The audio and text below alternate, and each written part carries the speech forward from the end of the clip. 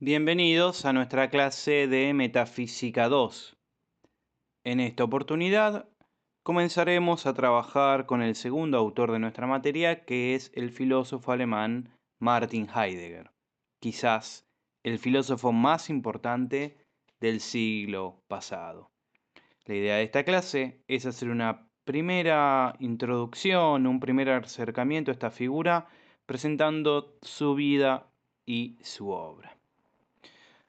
Así que comenzaremos haciendo una breve introducción de este autor, presentándolo como un pensador original, difícil, pero sin lugar a dudas una figura de gran importancia en el panorama de la filosofía contemporánea. Es imposible hacer filosofía desentendiéndose de Heidegger, o bien estando a favor o bien estando en contra, tomando ideas, criticándolo. Sea lo que fuere, Heidegger es un autor filosófico que marca el inicio de la posmodernidad filosófica.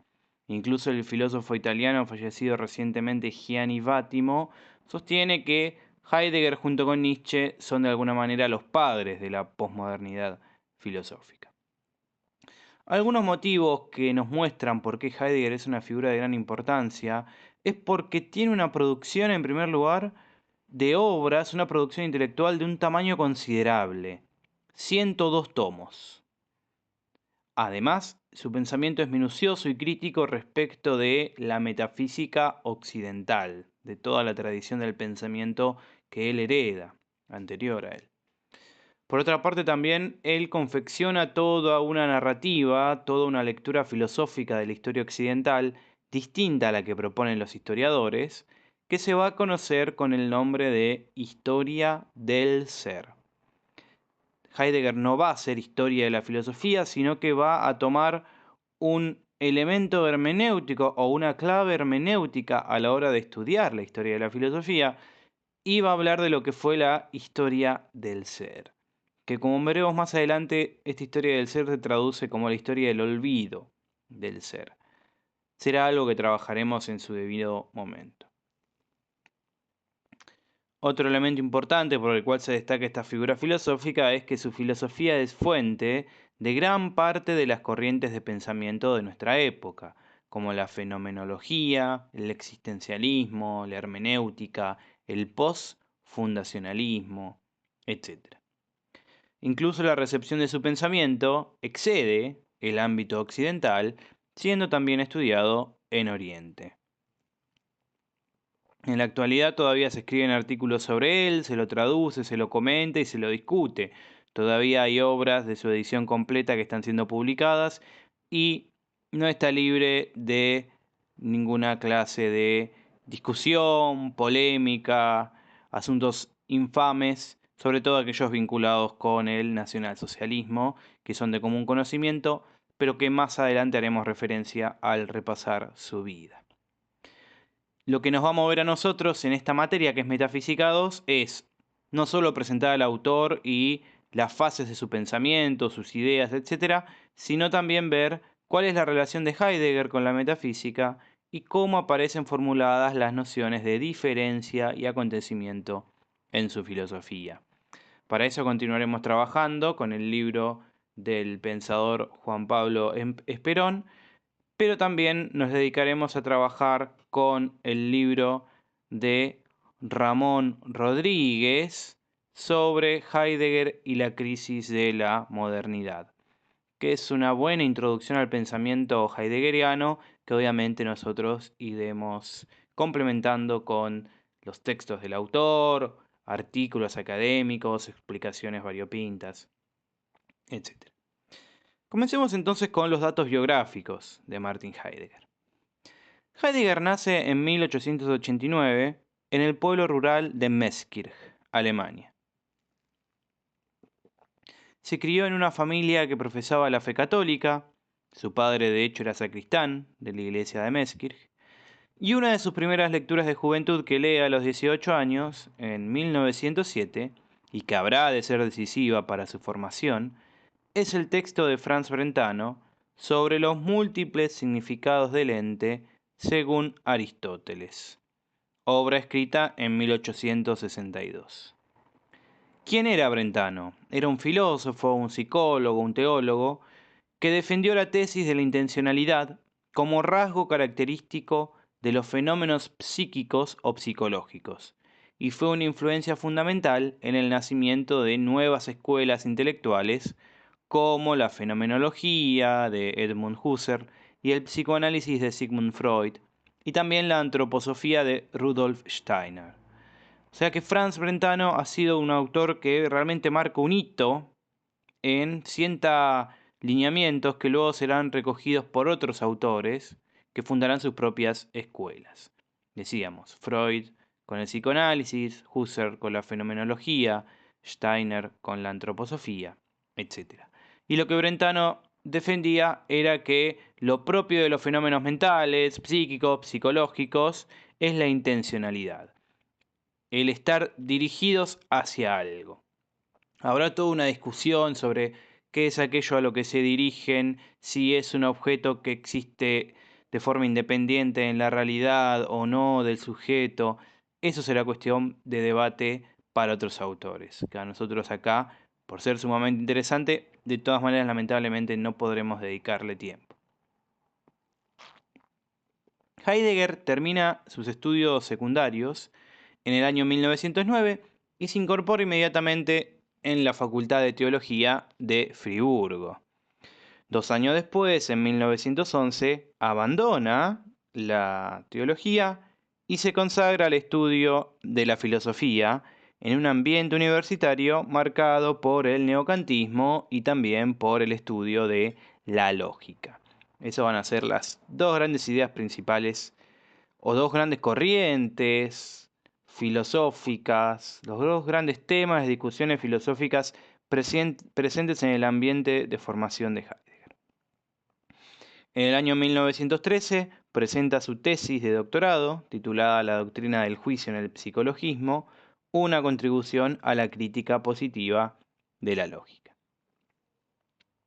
Un año después, en 1914, estallará la Primera Guerra Mundial, pero Heidegger es dispensado de participar debido a razones de salud, por lo cual continúa estudiando en Friburgo y en 1915 presenta su tesis de habilitación. Esto es algo típico de las universidades, al menos en Alemania, que además del trabajo doctoral para ser un doctor en lo que uno está estudiando, si uno quisiera después dar clases en la universidad, no basta con ser doctor o haber hecho la carrera de grado, sino que además hay que hacer luego la tesis de habilitación, la tesis para dar clases, que en el caso de Heidegger escribió sobre la doctrina de las categorías y de la significación en el filósofo Duns Scott. Poco a poco Heidegger comienza a alejarse de ese neocantismo que reinaba en Alemania y se acerca a la fenomenología husserliana. Tal es así que en el año 1916 se convierte en el profesor asistente del mismo Husserl en Friburgo. Vamos a ver que hay una relación estrecha entre Heidegger y Husserl, idéntica a la que sería la de maestro y discípulo. Relación que luego pareciera ser quebrada, traicionada y hasta incluso una cierta enemistad se genera entre los dos. Heidegger triste porque siente que Husserl no logra comprender cuál es el camino que Heidegger le quiere dar a su recorrido intelectual y fenomenológico, y Husserl enojado con Heidegger, sobre todo por su adhesión al nacionalsocialismo. Sea esto lo que fuera, en el año 1917, durante la Primera Guerra, Heidegger es movilizado a una estación meteorológica del ejército y contrae matrimonio con Elfriede Petri, con quien tendrá 2 hijos. 2 años después, en 1919, Heidegger va a reanudar sus cursos en la Universidad de Friburgo y comenzará a adquirir renombre dentro del ambiente universitario. Comienza a ganar fama y llega a recibir los sobrenombres de el pequeño mago de Meskirch por cómo hechizaba con sus explicaciones a los alumnos, y también es llamado el rey secreto de la filosofía, como lo atestigua Hannah Arendt en sus palabras alusivas debido al cumpleaños número 80 de su maestro. La filósofa Hannah Arendt, discípula, más que discípula también amante de Heidegger durante un tiempo, atestigua que Hannah Arendt llegó a estudiar por Heidegger porque se corría el rumor de que había alguien que volvía a despertar el pensar en Alemania. Ese alguien, ese rey secreto, ese pequeño mago, era Heidegger.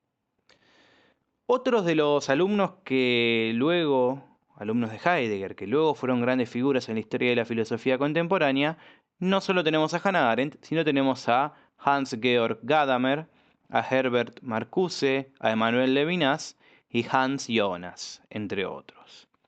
En sus clases, como docente, ponía en práctica el lema de la fenomenología husserliana de ir o regresar a las cosas mismas y de liberarse de los prejuicios.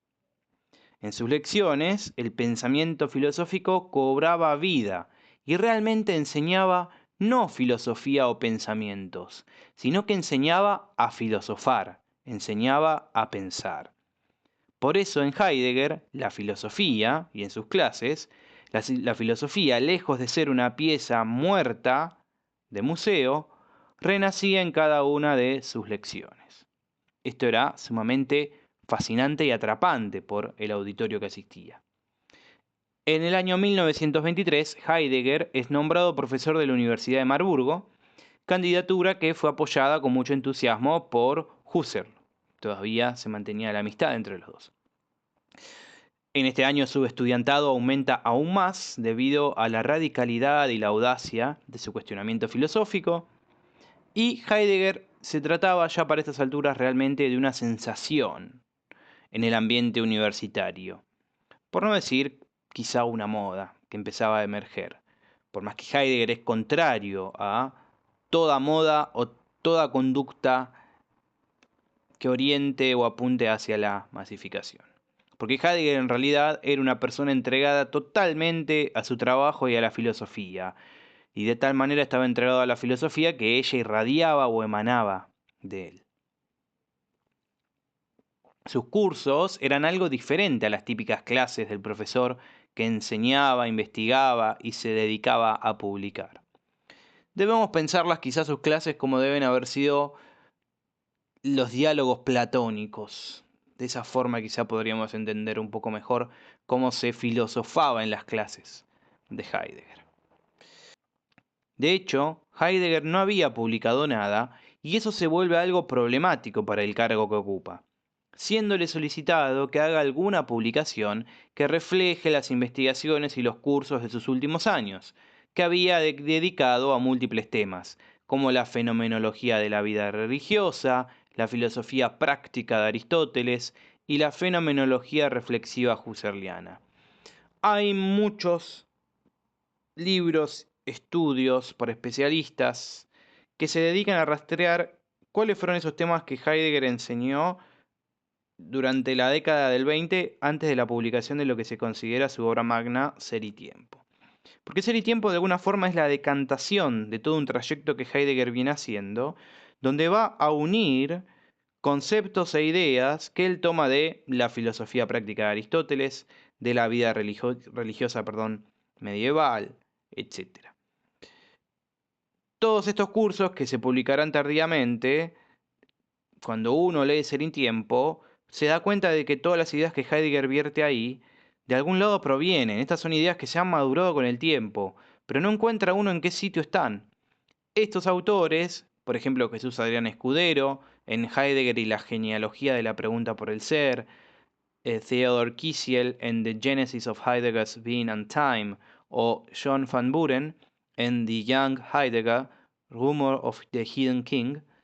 Estos autores explican cuál es el recorrido que hace Heidegger, qué temas trata en esas lecciones, cómo los interpreta y reinterpreta, y cómo esos temas finalmente son vertidos, apropiados por Heidegger y vertidos en Ser y Tiempo. Este es un ámbito hermoso e interesante para la investigación de aquel que sienta cierta simpatía por el estudio de Heidegger, particularmente de Ser y Tiempo. Dejando esto a un lado, atendiendo este pedido mencionado de señor Heidegger, usted tiene que publicar algo para el cargo que tiene, en 1926 redacta esta obra magna principal que es Ser y Tiempo, y se publica el año siguiente, en 1927. Heidegger no solo dedica esta primera obra a Husserl, como él mismo dice en el prefacio, en la dedicatoria, perdón, en señal de veneración y amistad, sino que dicho texto además aparece por primera vez en el Anuario de Fenomenología e Investigaciones Fenomenológicas, revista que dirigía el propio Husserl. De nuevo, remarcando una vez más la cercanía entre estos dos autores. Y desde la publicación de Ser y Tiempo, la celebridad de Heidegger conquista ya no solo a Alemania, sino al mundo intelectual en general. Que Heidegger esté en boca de todos y que sea leído por intelectuales de todo el mundo por igual, va a generar una primera serie de malentendidos. Y el primero de todos estos malentendidos va a ser en qué consiste realmente Ser y Tiempo. Y esto lo diremos ahora, pero también lo trataremos en detalle en las próximas clases. Muchos entendieron Ser y Tiempo como un tratado de antropología, o lo interpretaron desde una perspectiva existencial a raíz de los temas que aborda: el existente humano, la autenticidad, el proyecto, los estados de ánimo, el estar arrojado, el estar en el mundo, el ser con otros, la temporalidad, la angustia, el ser para la muerte y la historicidad. Son todos temas que repito, son todos temas que uno, de buenas a primera, cuando los escucha, piensa que están referidos, que es una filosofía que está referida principalmente a la existencia humana.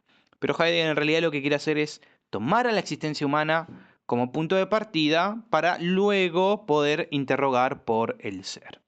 A ver, ¿por qué Heidegger habla de todo esto que hemos mencionado? Porque su tema de estudio en realidad es el ser, pero como paso previo hay que estudiar a aquel ente, aquel viviente, aquella cosa que es capaz de comprender lo que es el ser. Aquel ente en el que se da la comprensión del ser. Porque ningún otro viviente, ningún otro ser puede preguntarse, indagar y comprender qué se entiende por ser. Solo el ser humano. Entonces veamos cómo es estructuralmente el ser humano antes de hacernos la pregunta por el ser. Veamos cuáles son esa estructura que le posibilita al ser humano hacerse la pregunta por el ser. Por eso, la primera tarea consiste en una analítica existencial, que es la etapa preparatoria del análisis fundamental del existente humano. Existente humano el que Heidegger, como veremos, llamará con la terminología alemana Dasein.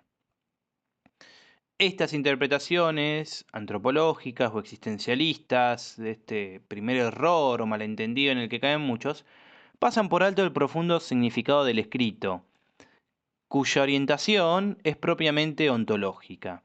Esto significa que Heidegger en Ser y Tiempo quiere hacer ontología, no quiere hacer antropología. Quiere hacer ontología, pero como el ser humano es el único viviente que hace ontología, Heidegger dice: veamos cómo es este ser que puede preguntarse por el ser, veamos cómo es este ente, mejor dicho, que se puede preguntar por el ser, y luego podremos proceder con una explicitación del sentido del ser. Y ahora retomamos un poco con el vínculo que habíamos planteado entre Heidegger y Husserl. Porque es que a partir de 1927, la sintonía intelectual entre Heidegger y Husserl comienza a resquebrajarse a raíz del interés de Heidegger en problemáticas ajenas a la filosofía de Husserl. Heidegger se interesa por cuestiones ontológicas y Husserl está trabajando con temas de la subjetividad trascendental. Van por dos vertientes o caminos separados. En 1928, Heidegger es nombrado profesor titular de la Universidad de Friburgo, sucediendo a Husserl, quien lo había propuesto para ocupar su puesto. Al cabo de unos meses, la comunicación entre los dos filósofos se espacia y los termina por separar un abismo insondable, al punto tal de que Husserl le reprocha a Heidegger no haber captado el sentido real de la reducción fenomenológica. Y Heidegger se decepciona de que Husserl no haya visto en Ser y Tiempo algo más que un tratado de antropología. Comienza aquí a gestarse una división y distanciamiento entre los dos autores. En el año 1929, Heidegger va a pronunciar su lección inaugural en la Universidad de Friburgo titulada ¿Qué es metafísica? Y publicará su segundo libro, que es Kant y el problema de la metafísica.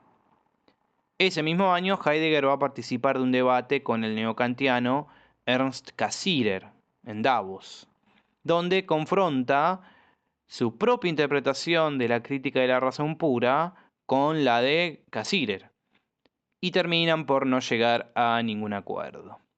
Hay un libro publicado sobre esta discusión que hay en Davos entre estos dos filósofos de gran tamaño por aquella época, Cassirer y Heidegger. Los dos leen a Kant desde puntos de vista diferentes, y esa lectura particular que hace de cada uno sobre el autor hace que al final terminen por no entenderse y por no llegar a ningún puerto común durante el encuentro.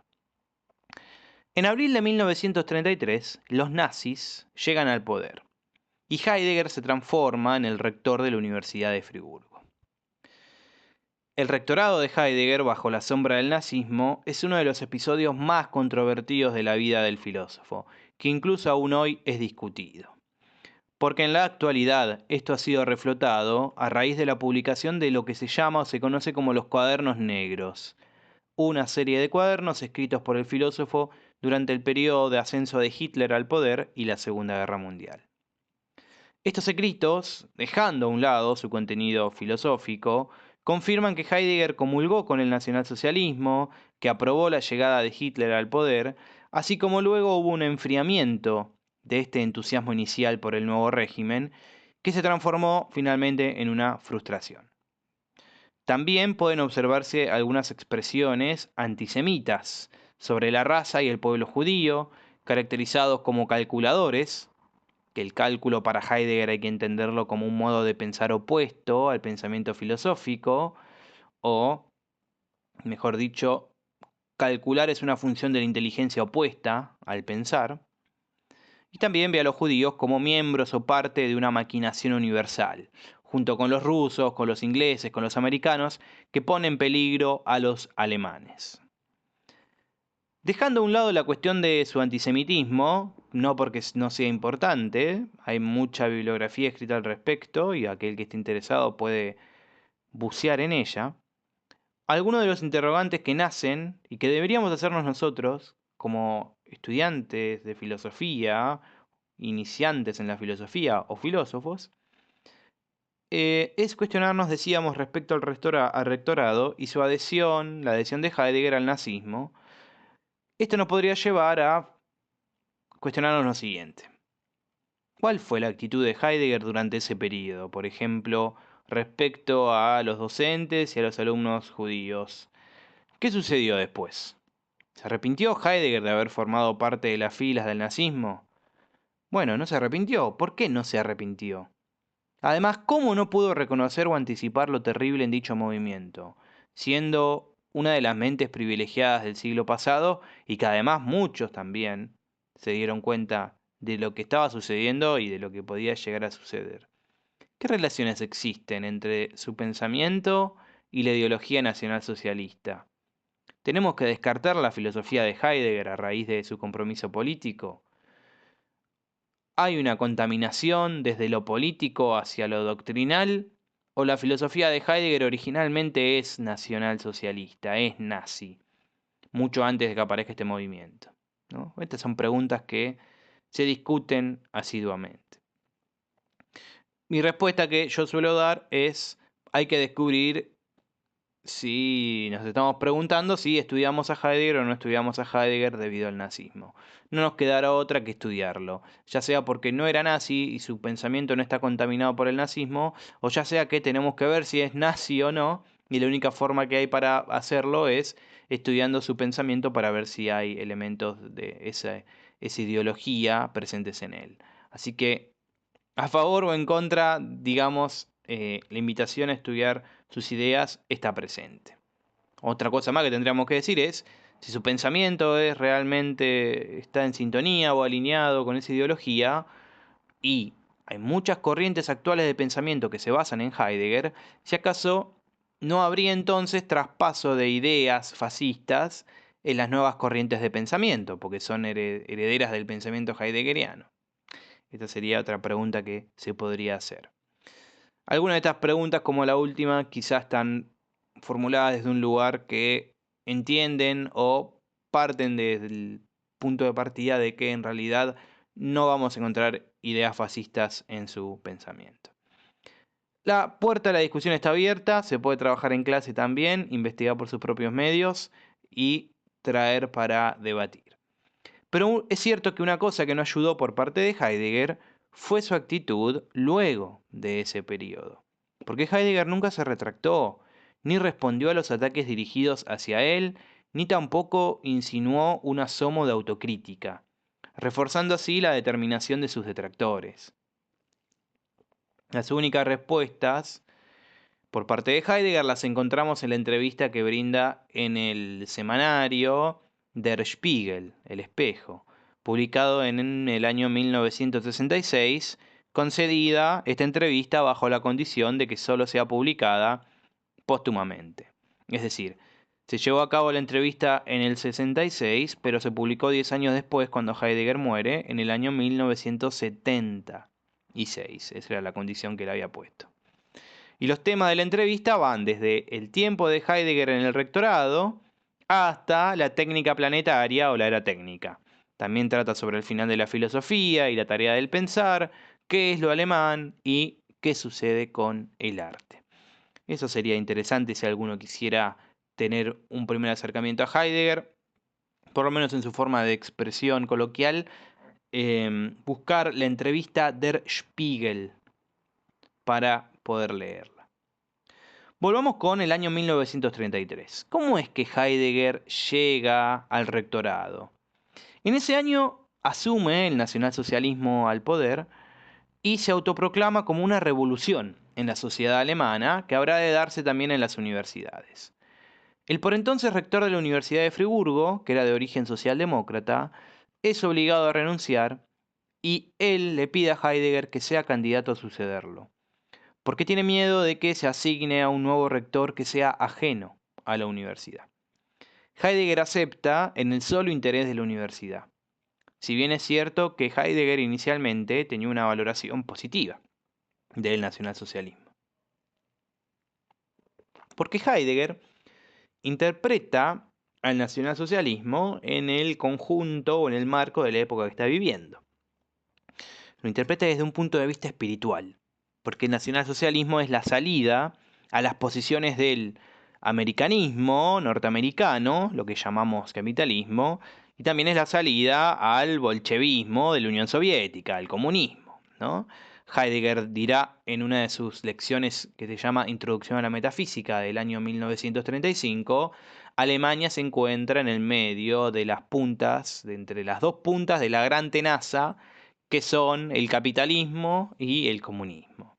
Solo de la grandeza interior del movimiento nacionalsocialista podrá salir una respuesta frente a ello, ¿no? En eso radica su verdadera grandeza, decía Heidegger. Y también ven en el nacionalsocialismo una posibilidad de reunificar y renovar al pueblo desde su interior, pudiendo hacer la universidad una contribución considerable a esta renovación. Por eso ve en términos positivos el nacionalsocialismo como una revolución, pero además desde su función ahora como rector, la idea de, bueno, y esta revolución comienza por la universidad, porque la universidad es el ámbito del saber. Y el saber, sobre todo el saber filosófico, es aquel que define lo que son las cosas y definiendo lo que son las cosas, nos vinculamos con ellas. Si la sociedad actual está en decadencia, el mundo presente actual está en decadencia, es porque falla nuestro trato con las cosas, la manera que tenemos de entenderlas y vincularnos con ellas. Hay que hacer una revolución intelectual para luego modifique nuestro ethos o comportamiento o forma de vincularnos con la realidad.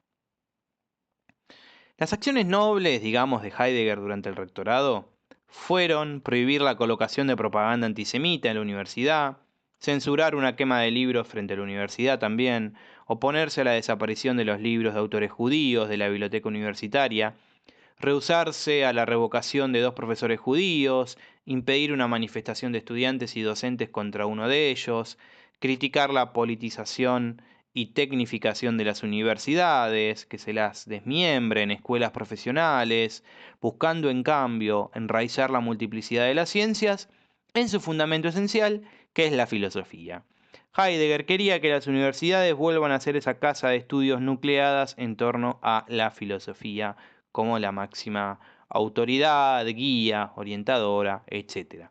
Porque lo que encuentra Heidegger en su época es una universidad desmembrada, separada, buscando el interés tecnológico, el rédito económico, la aplicación técnica. Hay toda una deformación de lo que Heidegger entiende debería ser verdaderamente la universidad. Si a alguno le interesa estudiar cuál es la posición de Heidegger respecto a la universidad, lo que debería ser, o el plan de acción de alguna forma que él piensa para la universidad, se encuentra en lo que se llama el discurso del rectorado, el discurso que él da cuando asume el rectorado, que lleva por título La autoafirmación de la universidad alemana. Bueno, no anticipo nada, si alguno quiere leer el texto lo puede hacer, después podemos también conversar al respecto. Un tema sumamente interesante. Entonces, también hay un texto muy bueno sobre la vinculación de Heidegger con la política y esta cuestión de la universidad y su trabajo como rector, que es de Miguel de Beistegui, que se llama Heidegger y lo político, distopías. También es una obra recomendable, porque no solo aborda el tema político, sino también filosófico de la cuestión, y cómo el compromiso político de Heidegger con el nacionalsocialismo tiene que ver con la idea de luchar contra el nuevo mundo tecnológico tecnificado que se está instaurando, y cómo el nacionalsocialismo parece ser el representante de una tercera posición contraria al bolchevismo y al capitalismo, que encarnan la técnica, pero Heidegger termina dándose cuenta de que también el nazismo de Hitler es otra encarnación más de la figura tecnológica. Y estamos perdidos, ¿no? ¿Qué se puede hacer? ¿Quién nos puede salvar? Ahí es cuando Heidegger, casi de forma desesperanzada, dice en la entrevista al semanario Der Spiegel, después, ¿no?, de la guerra en el 66, solo un Dios puede salvarnos. Bueno, también hay que estudiar qué entiende Heidegger por Dios, vinculado a la noción de acontecimiento. Sumamente interesante, también lo trabajaremos más adelante. La adhesión de Heidegger al Partido Nacional Socialista entonces obedece a cuestiones burocráticas, ya que considera que si se incorpora al partido, esto va a facilitar sus relaciones con el ministerio, con los jefes del partido y poder asumir como rector.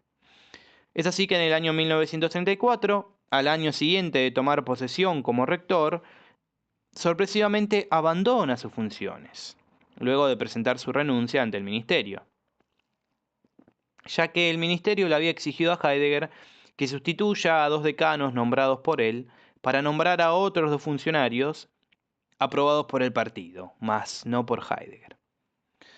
Cuando Heidegger deja el rectorado, porque se da cuenta que no tiene autoridad, que la autoridad está manejada por el partido en la universidad y no por quien ocupa el cargo de rector, que es, el cargo de rector es una marioneta o títere que no cumple ningún papel más que burocrático, no está realmente comprometido, no se le da un rol preponderante en esta revolución espiritual que Heidegger creía entrever.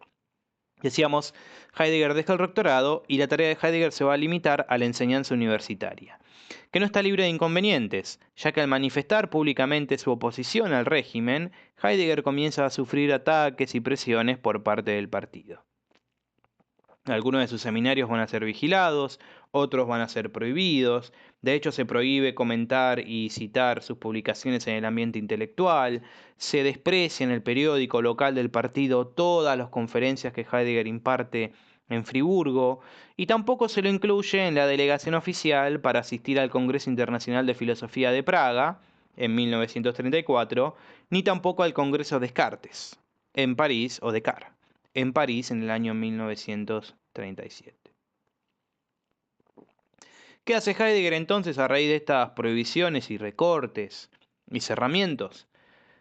Entre los años 1936 y 1946, en estos 10 años, emprende una serie de cursos sobre el filósofo Friedrich Nietzsche. Allí Heidegger critica la interpretación biológica del pensamiento nietzscheano que había sido hecha por los nacionalsocialistas y también denuncia el nihilismo que está presente en la tradición metafísica. Esto lo lleva a esforzarse por preparar lo que él llama el otro comienzo. Esto es, la llegada de un pensamiento más atento y cuidadoso del ser y de su verdad. Para preparar este otro comienzo, es que Heidegger durante la década del 30 mantiene un diálogo fecundo con poetas tales como Friedrich Hölderlin y con los filósofos presocráticos, Anaximandro, Parménides, Heráclito, etc. Heidegger entiende que estos filósofos y estos poetas tienen una visión preclara de lo que es el ser y su dinamismo y el despliegue de la verdad del ser. Siguiendo con los aspectos geográficos de este autor, en el año 1944 pasa a formar parte de la lista de docentes no necesarios o prescindibles y se le asigna la tarea de cavar trincheras en la ribera del Rin. Luego será incorporado a la milicia del pueblo. Cuando termina la guerra, en 1945, los aliados le impiden dictar clases en las universidades, lo que se conoció como el proceso de desnazificación, intentar eliminar los restos que hayan quedado de nazismo en la cultura para que esto no vuelva a suceder. Y entonces Heidegger se dedica a brindar conferencias en círculos privados o restringidos. Esto es así hasta el año 1951, que se retira la prohibición de enseñar, es decir, Heidegger le dan el visto bueno para que vuelva a la educación universitaria, y él reanuda sus funciones como profesor en la Universidad de Friburgo, ahora como profesor emérito. Durante toda la década del 50 se dedicará a dictar conferencias. Sobre finales de esa década, en 1958, Heidegger se retira del trabajo universitario, aunque continúa participando en seminarios y coloquios hasta 1973. Cuando cumple 60 años, en 1959, es nombrado ciudadano distinguido de Meßkirch. Durante la década del 60, hace algunos viajes a Francia y a Grecia, donde además de dictar conferencias y seminarios, está en contacto con artistas y principalmente con poetas. Poetizar y pensar para Heidegger va de la mano. No es casualidad que los primeros filósofos, los presocráticos, pensaran poetizando o que hayan pensado a través del poema, su escritura haya sido en poesía. En el año 1973, Heidegger organiza un último seminario en su casa, donde intenta un acceso a la pregunta por el ser que había hecho en Ser y Tiempo, pero ahora a partir de Husserl, el pensamiento de la fenomenología de Husserl. Y por último, en el año 1976, muere en Friburgo, siendo sus restos trasladados al cementerio de su ciudad natal, a Meßkirch. Esto ha sido la vida, la biografía de Martin Heidegger. Vemos cómo esa biografía está trenzada, atravesada, unida por lo que es su derrotero intelectual también. Por eso ahora vamos a hablar, dedicar esta segunda parte de la clase a la obra de Heidegger. Y cuando hablamos de la obra de Heidegger tenemos que respetar lo que Heidegger le indicó al editor de sus obras, que es que cuando hablemos de su producción escrita, no hablemos de obras, sino de caminos. Por eso el lema con el que Heidegger encabeza la edición integral de sus escritos es Caminos, no obras. Con ese lema, Heidegger nos recuerda que la filosofía consiste en una búsqueda, en un ir de camino, en un poner en duda, y que la filosofía no es la obtención de resultados que se apilan, no es una producción de obras, sino que es atreverse a andar en los caminos del bosque del pensamiento, a transitarlos, a ir tomando distintos caminos, distintas rutas, que con nuestro paso avancemos, retrocedamos, quizá demos pasos en falso y tengamos que volver a nuestro punto de partida. Y es que el pensamiento se trata o radica en esta experiencia. A su vez, este lema indica que la edición completa de sus obras debe reflejar, desde su estructura, el camino o las sendas del pensamiento del mismo Heidegger, ¿no? Heidegger mismo asume que él ha intentado distintos caminos, todos ellos bordeando la cuestión del ser. Entonces veamos qué es lo que dice el encabezado de Caminos de Bosque, un libro recopilatorio de conferencias y artículos de Heidegger. Allí se nos dice que Holz, madera, leña en alemán, es un antiguo nombre para el bosque. En el bosque hay caminos, Wege, por lo general medio ocultos por la maleza, que cesan bruscamente en lo no hollado. Es a estos caminos a los que se llama Holzwege, caminos de bosque, caminos que se pierden en el bosque. Cada uno de ellos sigue un trazo diferente, pero siempre dentro del mismo bosque. Muchas veces parece como si fueran iguales, pero es una mera apariencia. Los leñadores y guardabosques conocen los caminos. Ellos saben lo que significa encontrarse en un camino que se pierde en el bosque. Entonces Heidegger acá lo que nos está queriendo decir es que la publicación de sus obras debe imitar esta imagen de andar de camino por el bosque, que los caminos en el bosque son múltiples, pero son caminos dentro de un mismo bosque. Lo de Heidegger podrían ser meditaciones o empresas filosóficas en torno a una misma cuestión, que es la cuestión del ser.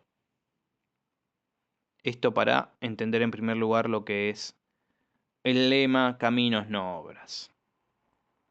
En cuanto a lo que sería la obra publicada en vida de Heidegger, él publicó pocos textos, realmente estando vivo.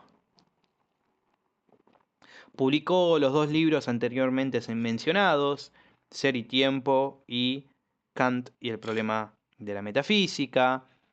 Publicó en vida varias recopilaciones de sus conferencias y ensayos, como aclaraciones sobre Hölderlin, Caminos de Bosque, artículos y conferencias, De Camino al Habla y otro libro recopilatorio que se llama Hitos.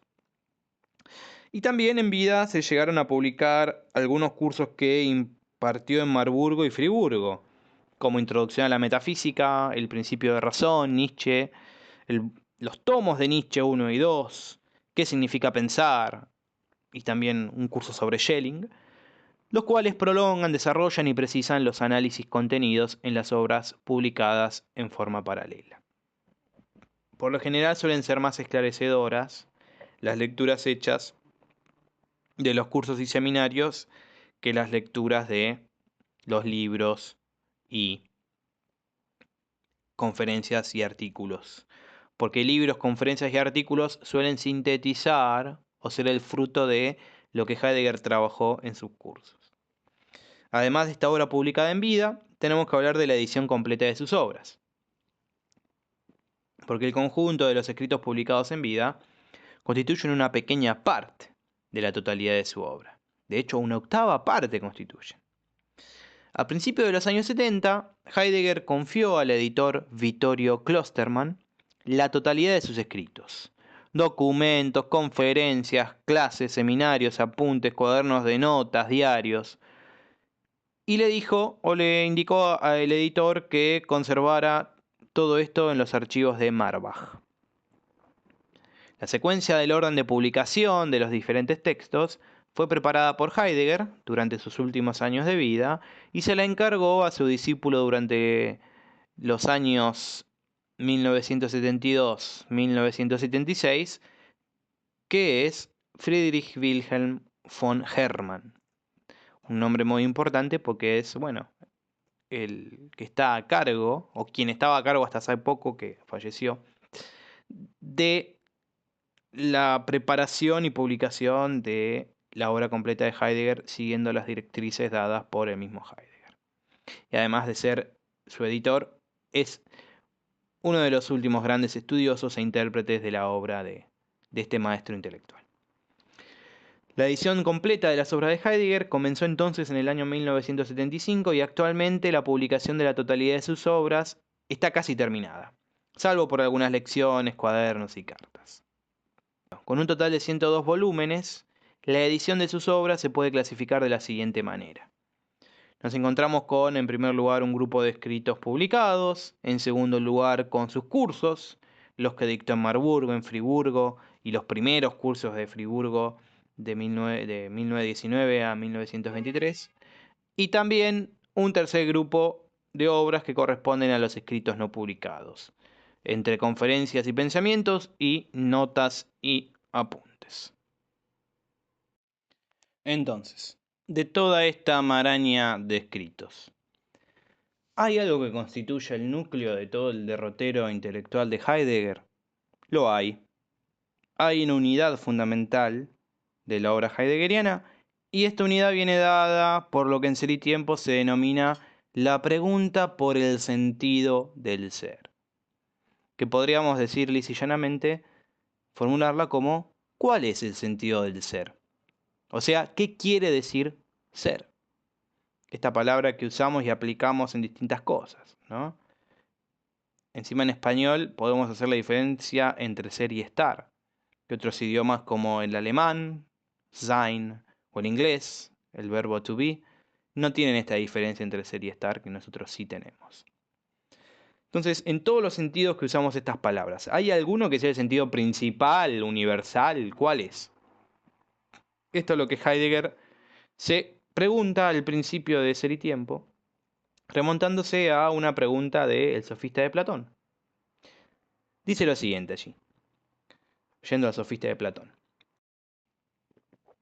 Porque manifiestamente vosotros estáis familiarizados desde hace mucho tiempo con lo que propiamente queréis decir cuando usáis la expresión ente.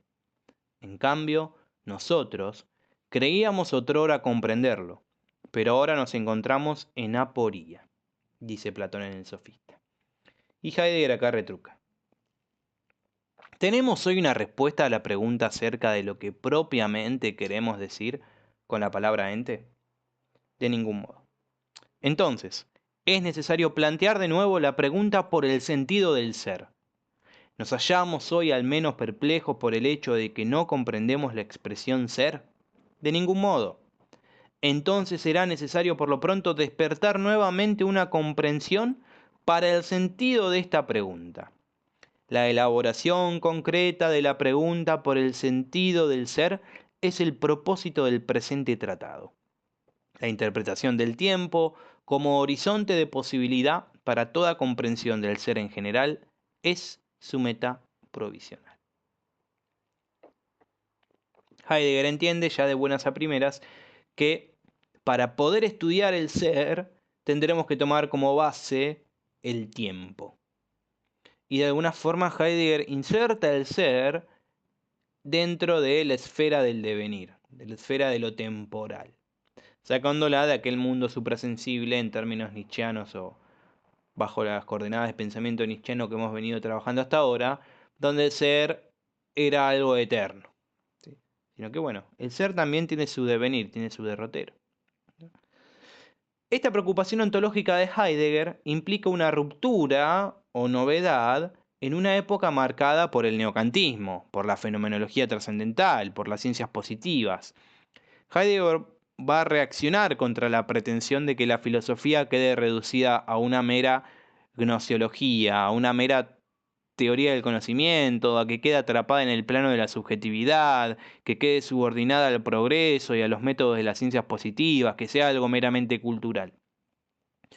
Sino que Heidegger vuelve a rescatar que el campo de estudio propio de la filosofía es el ser de los entes, al cual no pueden acceder el resto de las ciencias. Porque solo la filosofía, solo ella es ontología. Incluso es posible trazar una distinción entre el ser y el ente. Esto es lo que se llama diferencia ontológica. Solo la filosofía se ocupa del ser de los entes. El resto de las ciencias se ocupan del ente, pero no de su ser, sino de algunas características. La filosofía así va a recuperar la universalidad y la primacía que en otro tiempo le pertenecieron, pero que había perdido. Este interés de Heidegger por la pregunta por el sentido del ser se remonta a esa lectura de juventud que habíamos mencionado antes del texto de Brentano, el texto sobre los múltiples significados del ente según Aristóteles. A Heidegger en realidad no le interesa el desarrollo de Brentano, sino más bien la pregunta, a partir de la cual se lleva a cabo ese interrogante. La pregunta de si el ser o el ente se dice en muchos sentidos, ¿no? To on legetai polajos. ¿Cuál es el significado fundamental del ser? ¿Cuál es la determinación unitaria del ser que rige todos esos significados? O sea, en otras palabras, ¿qué quiere decir ser? ¿No? Decimos, soy feliz, estamos acá, 2 más 2 es 4, somos seres racionales, el cielo es azul. Bueno, vemos que el verbo ser cumple una función copulativa acá, ¿no? En términos semánticos o de análisis de oración. Pero nos permite unir cosas que son radicalmente diferentes y en distintos sentidos. Bueno, en estas funciones que cumple el ser, en estos distintos sentidos que le asignamos, ¿hay alguno que sea más general? ¿Hay alguno que sea unitario, que pueda reunir todos los otros? Si lo hay, ¿cuál es? ¿Qué quiere decir ser, en definitiva? Y la tesis de Heidegger, que ya se observa de buenas a primeras con ese título de Ser y Tiempo, en su primera obra, es que el ser tiene una significación intrínsecamente temporal. Desde el comienzo de la filosofía griega hasta la filosofía de Nietzsche, e incluso más allá de la filosofía de Nietzsche, el ser ha sido pensado desde el horizonte del tiempo como presencia constante, como estar presente constantemente. El indicio de este sentido que pervive a lo largo de toda la tradición metafísica es la determinación del ser como sustancia en Aristóteles. La sustancia, recordamos, es aquello que subsiste, que permanece debajo de la multiplicidad y que permanece debajo de todas las determinaciones accidentales del ente. Determinaciones accidentales que pueden mutar o cambiar, pero el ser, la sustancia, permanece inalterable. Así fue pensado el ser. La presencia constante, el estar presentemente a la presencia. El estar presente constantemente. A la luz de todo esto, podemos pensar a Heidegger como un filósofo del ser, podríamos decir, ¿no? Donde la tarea de Heidegger no tiene que ver con descubrir o imponer un nuevo sentido al ser, sino regresar al sentido originario del ser, tan antiguo como la filosofía misma. O sea, Heidegger no se trata de un autor que prolongue o complete la tradición filosófica occidental, sino que se trata de un pensador que busca atender a la palabra del ser, que busca abrir el pensamiento a la escucha de eso que desde siempre ha pedido ser pensado, pero que nunca ha sido apresado en su verdad por la tradición. Eso es el ser mismo, que Heidegger quiere prestar su oído. Hemos hablado entonces de su biografía, de su obra, y nos quedaría mencionar una cuestión referida a el viraje, la vuelta o el giro, que es lo que se conoce como el cambio que hay, o la pregunta por si hay un cambio en las elucubraciones heideggerianas a partir de la década del 30. Porque lo que se observa de buenas a primeras es que a lo largo de la obra heideggeriana se produce un cambio temático o en el modo de tratar los problemas de su filosofía, en su filosofía. Porque durante la época del 20 el eje estaba puesto en el existente humano, pero a partir del 30, y el ser obviamente, y la diferencia ontológica, pero a partir del 30 todas estas cuestiones se abordarán, pero desde otro punto de vista, desde el punto de vista de lo que es el acontecimiento, lo que en alemán se llama Ereignis. Es a partir de este cambio de perspectiva o punto de vista, que se suele llamar viraje, vuelta o giro, que se habla de un Heidegger 1 y un Heidegger 2, un primer Heidegger y un segundo Heidegger. Así como en Platón tenemos un Platón de juventud, un Platón de madurez, un Platón de vejez, bueno, o un primer Wittgenstein y un segundo Wittgenstein. Lo mismo pasa con Heidegger. Como producto de este giro, Heidegger adopta puntos de vista diversos de su filosofar respecto a su momento anterior caracterizado por ser y tiempo, y somete a revisión el camino transitado hasta aquel entonces. Les ofrezco el siguiente cuadro comparativo para que ustedes puedan observar en qué consiste esos cambios o en qué cambia el punto de vista de Heidegger en lo que es su primer momento y lo que es su segundo momento, ¿no? Entonces nos encontramos con que el primer Heidegger corresponde a el pensamiento de este autor hasta los años 30, hasta la década del 30, mientras que el Heidegger II irrumpe a partir de la década del 30. Los escritos nucleares del primer Heidegger serán los primeros cursos de Friburgo, los cursos de Marburgo, Ser y Tiempo principalmente, y ¿qué es metafísica? Mientras que en el Heidegger II nos encontramos con obras tales como La época de la imagen del mundo, Seminarios sobre Nietzsche, ¿Para qué poetas?, Cartas sobre el humanismo, Tierra y cielo en Hölderlin, La cosa, ¿Qué significa pensar?, Identidad y diferencia, pero la obra nuclear de este segundo momento será Aportes a la filosofía del evento, un escrito del año 1936 a 1938. Un diario íntimo intelectual de pensamiento donde intenta dar un verdadero aporte a la filosofía a partir de la noción de acontecimiento o de evento. La perspectiva del primer Heidegger, lo que él va a trabajar va a ser la pregunta por el sentido del ser. Mientras que en el segundo Heidegger el ser estará presente, pero a través de la problematización de lo que es el acontecimiento y que nosotros tendremos que trabajar en este autor. Por eso, los temas propios del primer Heidegger serán la destrucción de la ontología tradicional, la construcción de una ontología fundamental y la analítica, del existente humano. Vamos a explicar esto antes de pasar a los temas del Heidegger 2, ¿no? Lo primero era la destrucción de la ontología tradicional. Heidegger asume la tarea de destruir la ontología. No se trata de criticar la ontología, sino más bien de un trabajo genealógico.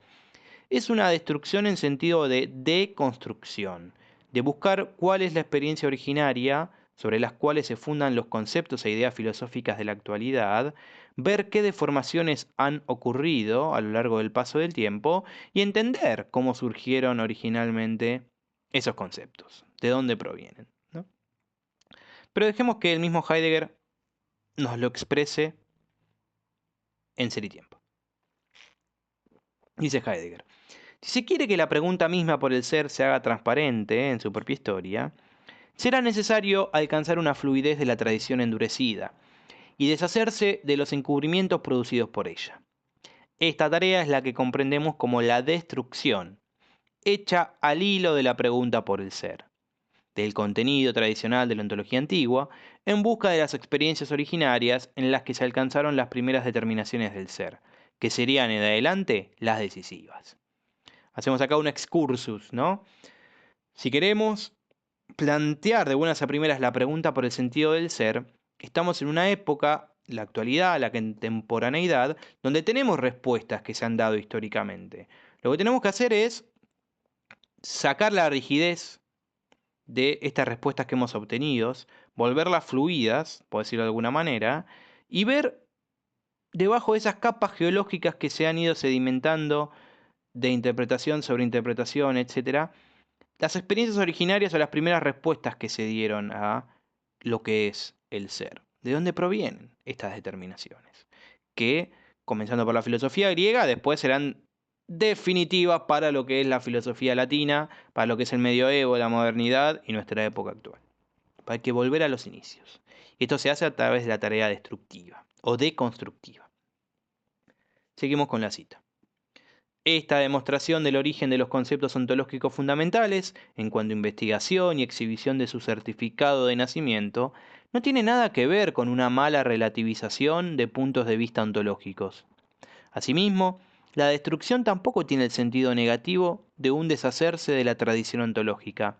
Por el contrario, lo que busca es circunscribirla en lo positivo de sus posibilidades, lo que implica siempre acotarla en sus límites, es decir, en los límites fácticamente dados en el respectivo cuestionamiento y en la delimitación del posible campo de investigación bosquejado desde aquel. La destrucción no se comporta negativamente con respecto al pasado, sino que su crítica afecta al hoy y al modo corriente de tratar la historia de la ontología, tanto el modo doxográfico como el que se orienta por la historia del espíritu o la historia de los problemas.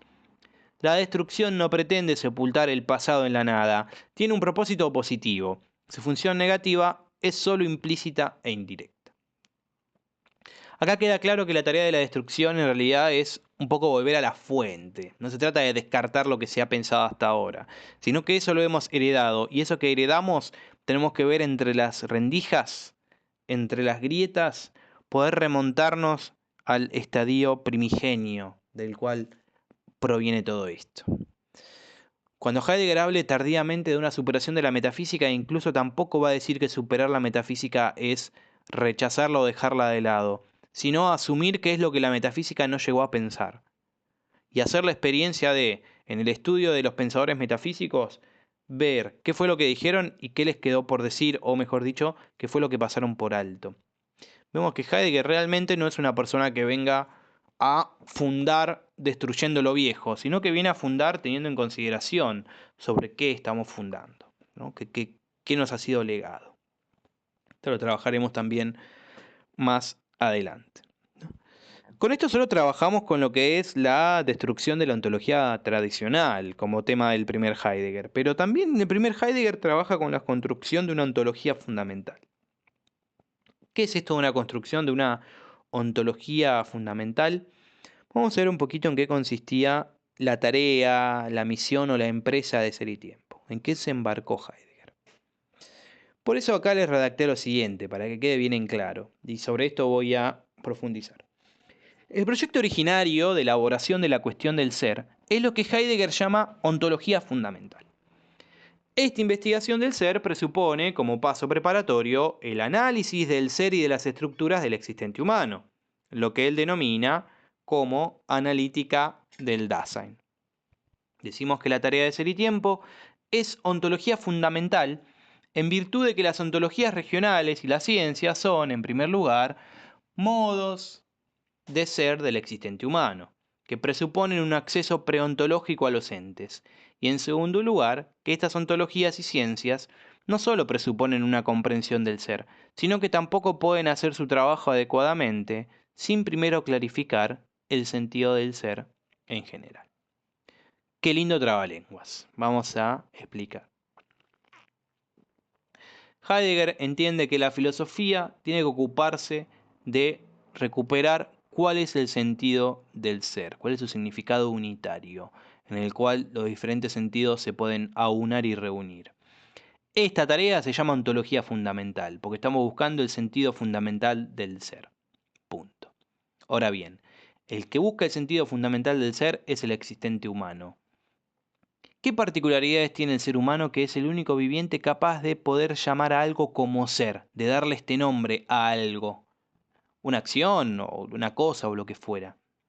¿Cuáles son las estructuras, características, el modo de ser del hombre que le permite hacer esto? Esto es lo que se conoce como analítica existencial o analítica del Dasein, analítica del existente humano. La ontología fundamental requiere como paso previo, preguntarnos por el ser requiere por el requiere como paso previo preguntar por el ser humano. ¿Cómo es el ser humano que puede indagarse por el ser? ¿Sí? Bueno. Y Heidegger dice que es importante preguntarnos por el ser, porque en realidad hay una cierta relación entre lo que es las ciencias, las ontologías regionales y la ontología fundamental. ¿Qué significa todo esto? Las ciencias se ocupan de estudiar los entes, se manejan en el nivel óntico, ¿sí? Óntico, nivel de las cosas. La matemática estudia las relaciones numéricas, la geometría, las propiedades de las figuras geométricas, la literatura estudia las obras, las redacciones, etc. Las ontologías regionales son aquellas ramas de la filosofía que estudian los modos de ser de determinados entes. Las ontologías regionales estudian una región del ente, no estudian el ser en general, sino que, por ejemplo, estudia el ser de los números, el ser de las figuras geométricas, el ser de los textos de literatura, etc. Entonces, tenemos lo que es la matemática como una ciencia y la filosofía de la matemática como una ontología regional. Porque mientras la matemática se ocupa de los números, de cómo operar entre ellos, la filosofía de la matemática, o la ontología regional de la matemática, se pregunta no cómo se vinculan los números entre sí, sino qué es un número. La biología se ocupa de estudiar los procesos que se dan en lo orgánico, en los vivos, en los seres vivos, pero la biología no se pregunta qué es la vida, sino que la biología se sirve de conceptos que han sido pensados por la filosofía de la biología o la ontología regional de la biología. ¿Se entiende la diferencia?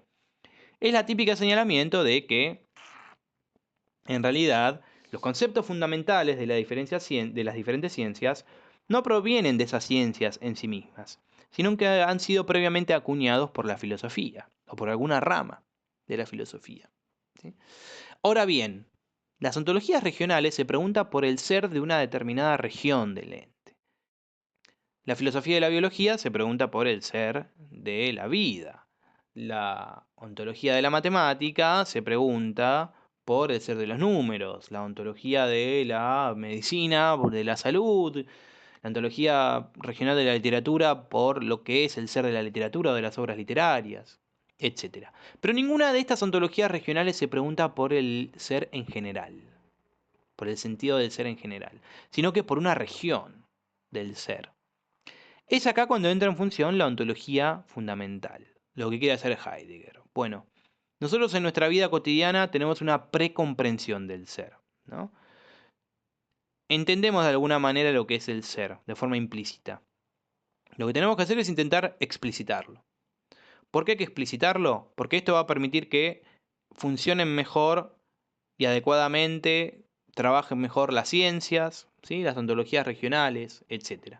Pero esto va a ser trabajo de la filosofía en su sentido más puro o entendida como ontología fundamental. Así queda delimitado dos cosas. En primer lugar, que para poder hacer ontología fundamental y buscar el sentido del ser, primero hay que comprender qué es el ser humano o el existente humano, el Dasein, aquel viviente, dirá Heidegger, en el cual es posible o en el cual existe la comprensión del ser.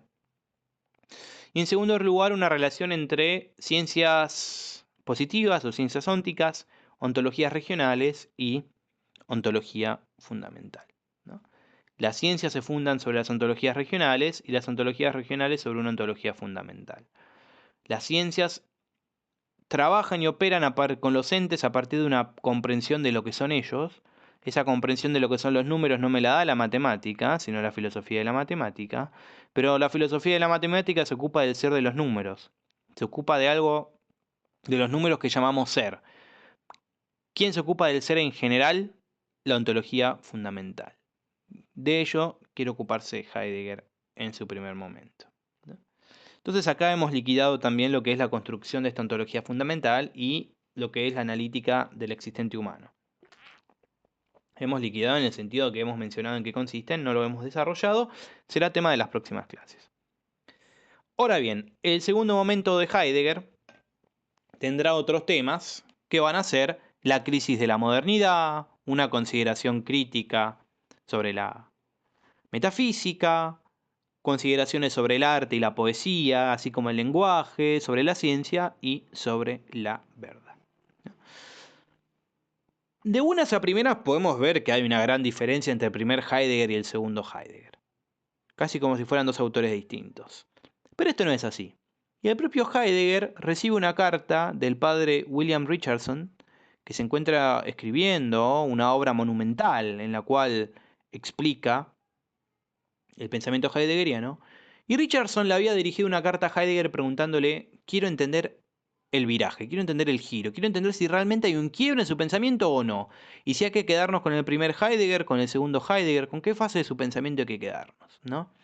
Porque existen distintas lecturas y valoraciones que los especialistas hacen respecto del giro del viraje en relación a si hay una continuidad o si hay una ruptura entre Heidegger 1 y Heidegger 2, el primer Heidegger y el segundo Heidegger.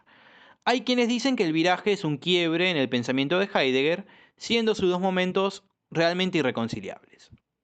Pero hay quienes señalan que el giro en realidad consiste en una continuidad en su pensamiento, y Heidegger, retomamos acá con la carta del padre Richardson, justifica esta continuidad.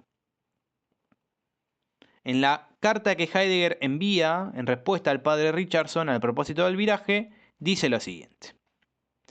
La distinción que usted hace entre Heidegger 1 y Heidegger 2 está justificada solo bajo la condición de que se tenga en cuenta lo siguiente. Solo por medio de lo que en Heidegger 1 ha sido pensado, es posible acceder a lo que ha de ser pensado en Heidegger 2. Pero el pensamiento de Heidegger 1 es posible solo si está contenido en Heidegger 2.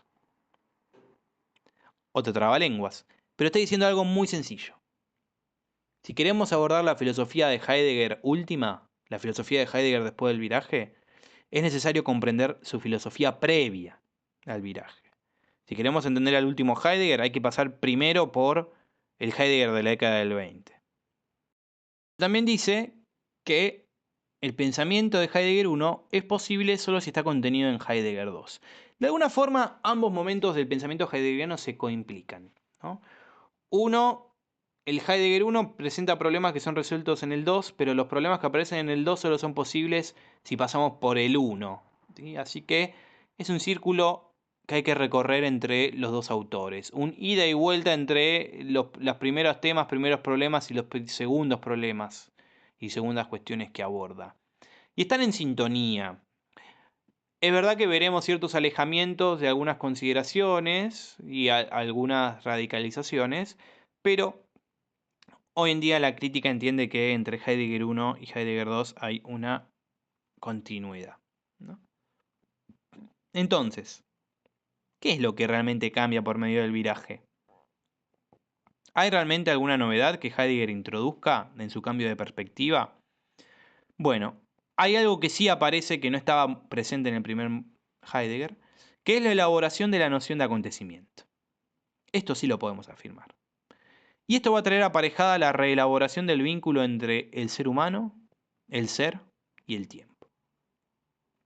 Porque ya no se trata o no se tratará de que el existente humano acceda al sentido del ser a partir de sus estructuras, de su comprensión, todo lo que hemos señalado, sino que el ser se esencie, se despliegue en su verdad, se abra o se desoculte en el acontecimiento. El ser no es algo que dependa del ser humano, sino que el ser se dona en el acontecimiento. Y el tiempo ya no va a ser concebido como una estructura del Dasein, como temporalidad, sino como una donación del ser que acaece en su verdad. Complicado de explicar, complicado de entender, pero el tiempo excede al ser humano, ¿sí? Nosotros no somos la medida del tiempo, sino que el tiempo nos viene donado por el ser mismo, a través del acontecimiento. Bueno, esto será el desafío de estudiar y comprender lo que Heidegger quiso decir en esta faceta de su pensamiento, será el desafío asumido por la cátedra. Cerramos con este último comentario sobre el viraje hecho por Juan Pablo Esperón en su libro El acontecimiento, la diferencia y el entre.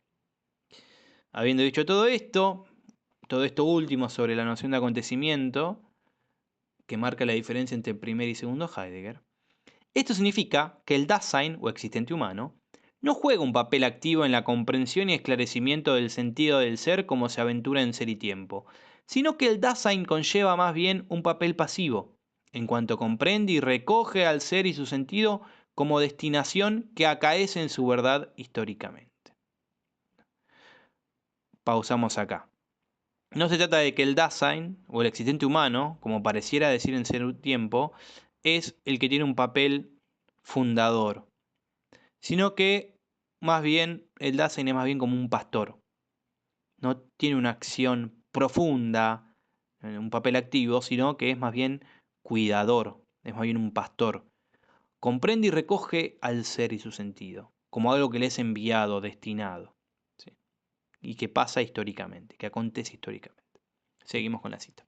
Así pues, hacia el final de Sein und Zeit, de Ser y Tiempo, Heidegger vislumbra que no es apropiado abordar la pregunta por el sentido del ser, lado ontológico de la relación, a partir de la órbita del Dasein, lado entitativo de la relación, sino que el pensador alemán se da cuenta de que debe dejar de lado la perspectiva del Dasein como punto de partida subjetivo para la comprensión del sentido del ser, y así poder comprender el polo de donación y retracción del ser mismo, en el que se juega la síntesis de este despliegue del ser con el Dasein en un tiempo originario que excede al lado entitativo de la relación, ¿no?